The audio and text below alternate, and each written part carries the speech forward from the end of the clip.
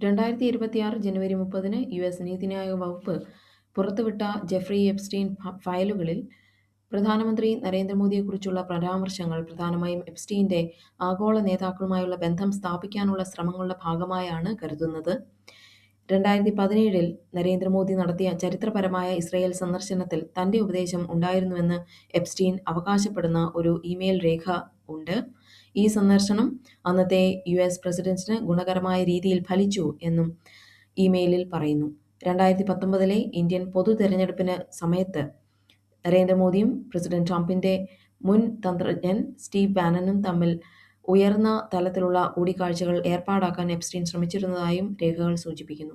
ശിക്ഷിക്കപ്പെട്ട ഒരു കുറ്റവാളിയുടെ പാഴ്ചിന്തകൾ മാത്രമാണിതെന്നും ഇതിനെ അർഹിക്കുന്ന അവജ്ഞയോടെ തള്ളിക്കളയണമെന്നും വിദേശകാര്യ മന്ത്രാലയ വക്താവ് രൺധീർ ജയ്സ്വാൾ പറഞ്ഞു.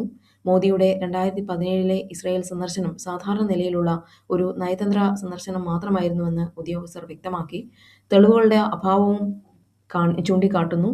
നരേന്ദ്രമോദി എപ്സ്റ്റീന്റെ സ്വകാര്യ ദ്വീപ് സന്ദർശിച്ചെന്നോ നിയമവിരുദ്ധ പ്രവർത്തനങ്ങളിൽ ഏർപ്പെട്ടെന്നോ എപ്സ്റ്റീനുമായി നേരിട്ട് ബന്ധം പുലർത്തിയെന്നോ ഉള്ളതിന് ഫയലുകളിൽ യാതൊരു തെളിവുമില്ല.